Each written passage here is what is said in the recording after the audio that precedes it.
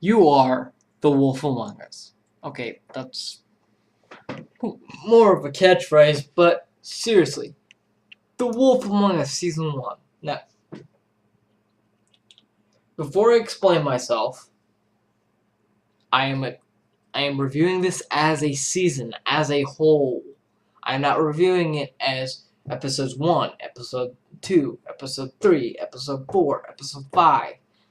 I don't like doing that with Telltale games because really the story shouldn't be, in my opinion, it shouldn't be viewed on a case-by-case basis. It should be the sum of the totals because, like Walking Dead, um, season 1, and Walking, pretty much all their games, they have an arc that you're supposed to follow, and if you don't play it, um, the, the only reason you play Telltale games episodes, now this is gonna sound blasphemous here, is so you can create suspense. Like when you watch your favorite TV show, but you know it's gonna happen soon. You know, maybe. Anyways, I'll just get into the meat and potatoes, as I say. The feel of the game is very retro, lovably retro though. It's not like a dated references or dated anything really. It just could have swore there was a fly in front of my face. But the feel is very authentic. I mean, I'm not a child of, I think it's the 70s or 80s in New York it's set in. Now, I don't know much about that time period, but I could totally see some of this stuff happening. Now, I don't believe the whole Fabletown stuff. That's kind of a stretch, but this is a game about people with that live in fairy tales. So, can you blame them? I can't. The plot, the overarching plot is just so top notch. Episode 1, you're like, alright, what's going on here? There's something going on here, but I'm not quite sure. Episode 2, you're like, alright, now it's time to get some answers. But you're like, oh, I'm not gonna get them. Because all this, well, smoke and mirrors. As the episode was called. And then episode 3 rolls around, and you're like, alright, finally time for some answers. And then it's more like, okay, starting to learn a little bit more. Okay. Okay, this is interesting. Then episode 4 comes around, and you're like, oh no! I do. You finally have like that epiphany at the end of episode 4. You're like, what? And then the end of episode 5 comes around, and you're like, ah, season 2, it's happening. That's just my personal feelings. But the voice, all jokes aside, the cast is really awesome. I know Telltale has that thing where they reuse characters, like, well, not characters, but they reuse certain actors, like, in fact, Bill Willingham, who is both Bigby Wolf, the Woodsman, and I think he's someone else. I mean, there are some new voice actors, but the cast is really solid. However, I don't think the voices are what I played it for. It's for the plot, and also the plot behind the plot. The backstories behind these characters.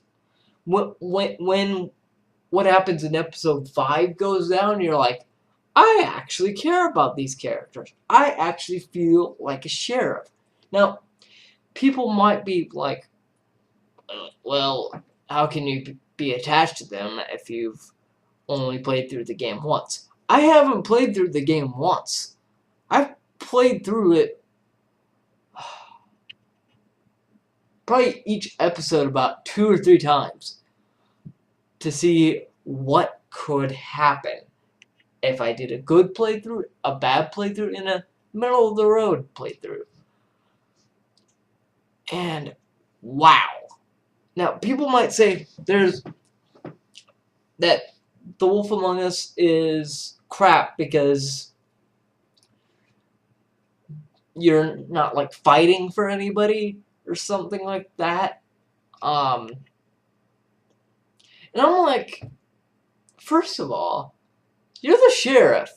You should automatically care about these people. Now that doesn't excuse all the stuff you have to read about them to care about them. But I think truly the best part about a Telltale series is when your actions finally do matter in the last episode. When they finally say, hey, here's why you do what you do in these games. And here is why you keep coming back to this series.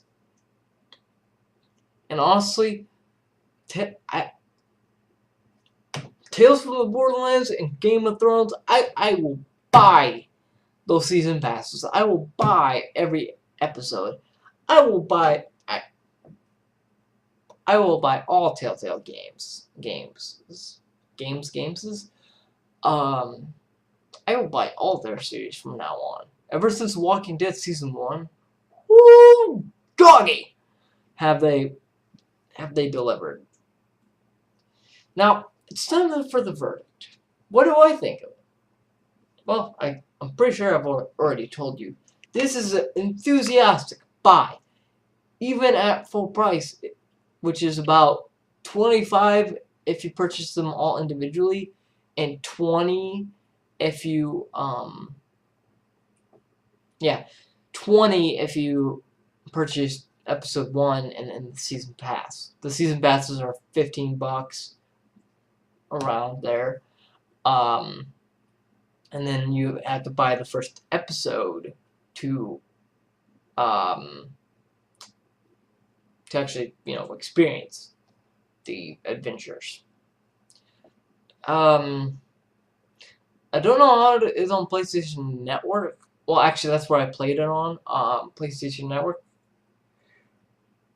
And there are some key differences.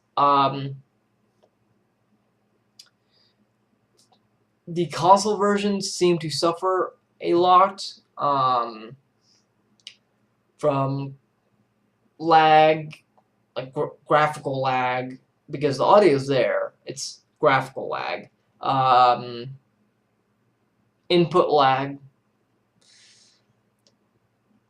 Stuff you see with normal indie studios. And also, I think if you don't purchase it on Xbox, and on PSN, you have to download when you purchase the first episode, you download the demo and a full game unlock, little code or whatever, a little patch or whatever, and then you start downloading the episodes 2, 3, 4, 5. But honestly, this game's worth it. On Xbox Live, I'm pretty sure that if you don't play the demo, you can just purchase it outright for $4.99, and it'll just download the game instead of doing what PSN does and downloading the demo and then downloading the game, which really annoys me.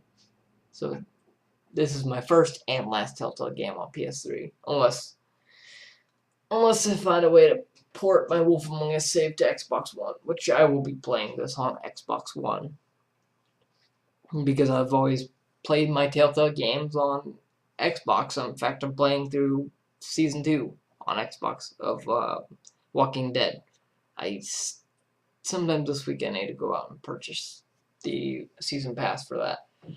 But anyways, that about does it for this episode. You can find it on sale on Steam if you're lucky. But you guys know what to do. You're pretty smart people. Can't believe I can talk about Wolf Among Us in 10 minutes. But that's really it. Bye-bye.